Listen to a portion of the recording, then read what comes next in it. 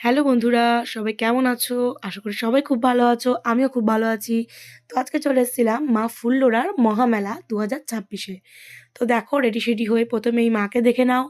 ৫১ সতীপীঠের মধ্যে একটি সতীপীঠ বলে এটা গণ্য করা হয় এবং এখানে মায়ের নিচের ঠোঁট পড়েছিল বলে মানা হয়। তো দেখে নাও মন্দিরের আশেপাশটা আমরা একটু ঘুরে নিচ্ছিলাম। এরপরেই আমরা চলে যাব মেলার ভেতরে।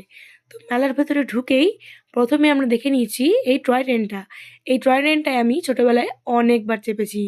টয় ট্রেনটা দেখার পরেই দেখতে পাবো একটা ভূতের ঘর।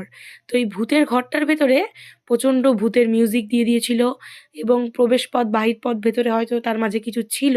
৳২০ করে টিকিট নিচ্ছিল।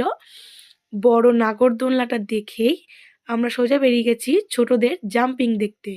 এখানে বাচ্চারা খুব মজা করে লাফাচ্ছিল এবং বাচ্চাদের লাফাঝাপি ঝাপাঝাপি দেখে আমরা চলে গেলাম হচ্ছে টোরা দেখতে।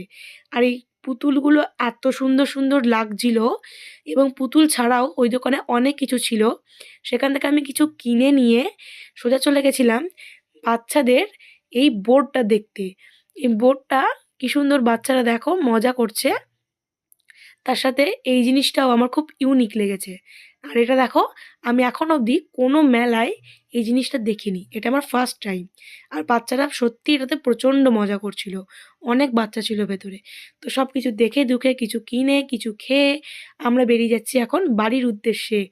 তো ভিডিওটা ভালো লাগলে একটা লাইক, একটা কমেন্ট, একটা শেয়ার করে সাবস্ক্রাইব করে দিও। বাই।